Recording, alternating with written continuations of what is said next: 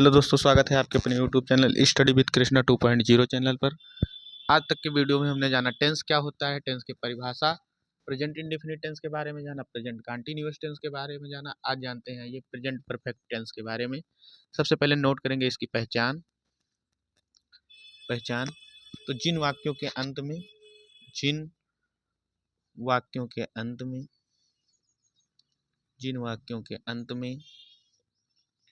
में चुका है, चुकी है,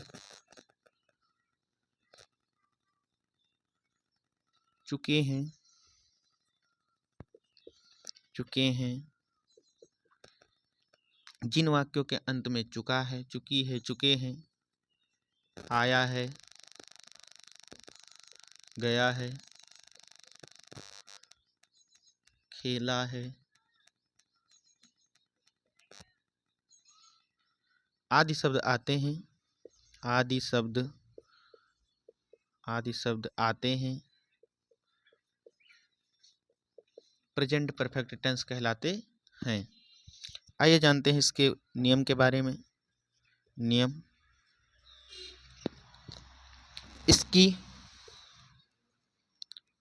इसकी सहायक क्रिया हेल्पिंग वर्ब हैज या हैव है, तथा क्रिया की थर्ड फॉर्म का प्रयोग किया जाता है।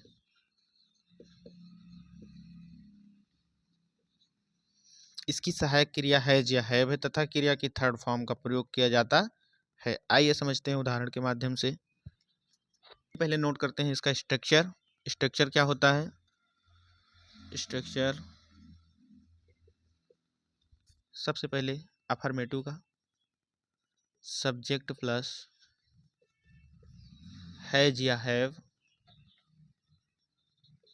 Plus third form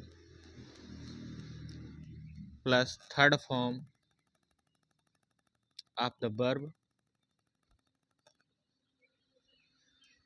subject plus has है plus third form of the verb plus object. आइए समझते हैं एग्जाम्पल के माध्यम से। एग्जाम्पल जैसे, ये ध्यान रखना, हैज एक वचन के लिए,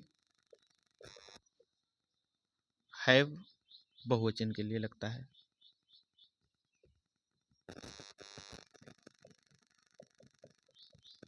जैसे राम विद्यालय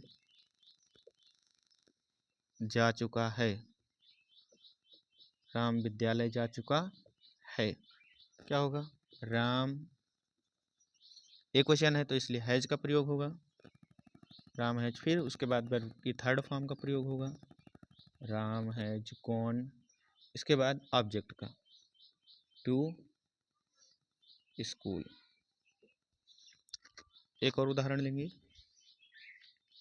वे आम खा चुके हैं। वे आम खा चुके हैं। वे बहुवचन है इसलिए हम प्रयोग करेंगे हैव का। They have. इसके बाद क्रिया की थर्ड फॉर्म का प्रयोग, they have eaten the mango. आइए समझते हैं अब निगेटिव सेंटेंस के बारे में। अफर्मेटिव के बाद बात करेंगे हम निगेटिव सेंटेंस की।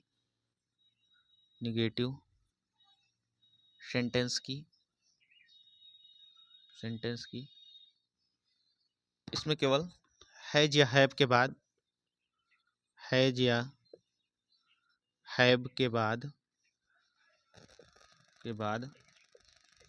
नॉट का प्रयोग करते हैं, नॉट का प्रयोग करते हैं। आइए समझते हैं एग्जाम्पल के माध्यम से। जैसे राम ने खाना नहीं खाया है, राम ने खाना नहीं खाया है। राम एक वचन है तो इसलिए हैज का प्रयोग होगा, राम हैज नॉट। इसके बाद ईटेन, वर्ब की थर्ड फॉर्म का प्रयोग, ईटेन द फूड। एक और उदाहरण, लड़कियां बगीचे में, लड़कियां बगीचे में नहीं खेल चुकी हैं, नहीं खेल चुकी हैं। क्या होगा? गर्ल्स, गर्ल्स, गर्ल्स बहुवचन है तो हैव का प्रयोग, girls have not played, third form played in the garden. बात की नेगेटिव सेंटेंस की, हैज या हैव के बाद नॉट का प्रयोग होता है। राम ने खाना नहीं खाया, Ram has not eaten the food. लड़कियां बगीचे में नहीं खेल रही हैं, girls have not played in the garden. बात करते हैं इंट्रोगेटिव सेंटेंस के बारे में। इंट्रोगेटिव सेंटेंस, इंट्रोगेटिव सेंटेंस जैसा कि पता है, इंट्रोगेटिव सेंटेंस में हम दो नियम का पालन करते हैं। जैसे पहला है यदि वाक्य प्रश्नवाचक शब्द से शुरू हो, दूसरा नियम है यदि वाक्य प्रश्नवाचक शब्द के, यदि प्रश्नवाचक शब्द प्रश्नवाचक वाक्य के बीच में आए। सबसे पहला नियम, यदि वाक्य प्रश्नवाचक शब्द से शुरू हो, वाक्य प्रश्नवाचक शब्द से शुरू हो तो सबसे पहले हैज या हैव को लगाते हैं, हैज या हैव का प्रयोग करते हैं। इसके बाद सब्जेक्ट का प्रयोग करते हैं, फिर वर्ब की थर्ड फॉर्म का प्रयोग करते हैं, वर्ब की थर्ड फॉर्म, फिर ऑब्जेक्ट का प्रयोग करते हैं। ये तो होगा पहला नियम। आइए समझते हैं दूसरे नियम के बारे में। यदि प्रश्नवाचक शब्द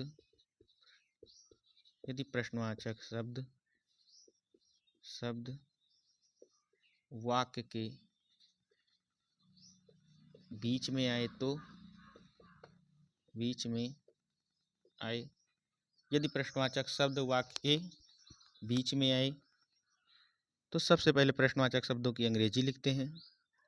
सबसे पहले question verb plus helping verb has या हैव को लगाते हैं, हैज या हैव का प्रयोग करते हैं। इसके बाद वर्ब की थर्ड फॉर्म का प्रयोग करते हैं। इसके बाद सब्जेक्ट का प्रयोग करेंगे, सब्जेक्ट का, फिर वर्ब की थर्ड फॉर्म का प्रयोग करेंगे,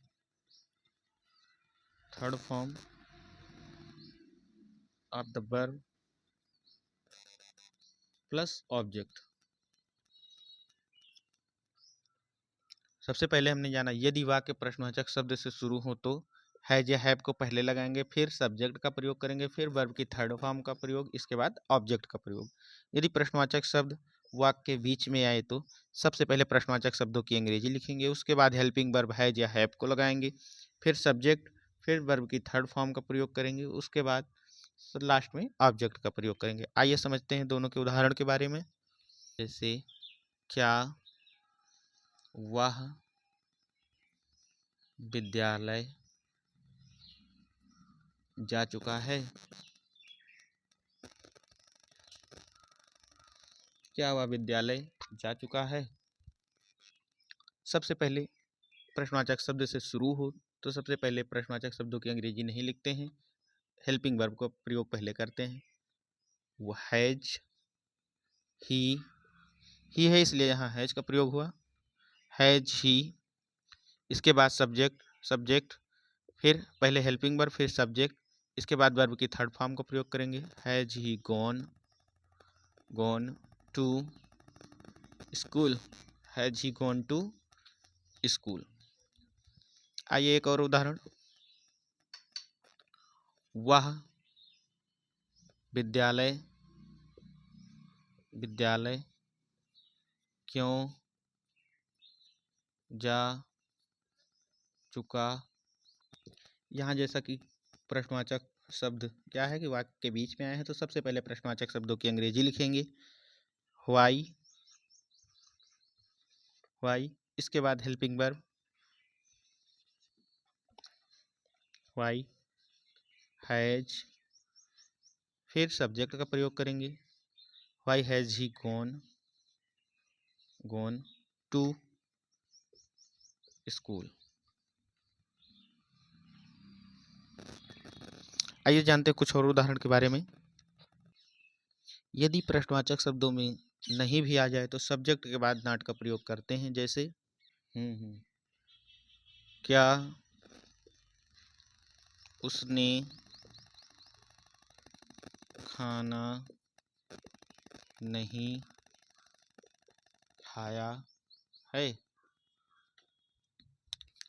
क्या होगा यदि वाक्य प्रश्नवाचक शब्द से शुरू हो तो प्रश्नवाचक शब्दों की अंग्रेजी ना लिखकर हैज या हैव का प्रयोग पहले किया जाता है। उसने एक वचन है इसलिए यहाँ हैज का प्रयोग होगा, हैज ही। नहीं भी है तो सब्जेक्ट के बाद नॉट का प्रयोग होता है, हैज ही नॉट। अब हैज ही नॉट वर्ब की थर्ड फॉर्म का प्रयोग, ईटेन द फूड। आज की वीडियो में हमने जाना प्रेजेंट परफेक्ट टेंस के बारे में, उसकी पहचान, उसका नियम। मिलते हैं अगले वीडियो में प्रेजेंट परफेक्ट कंटिन्यूअस के साथ। तब तक के लिए धन्यवाद।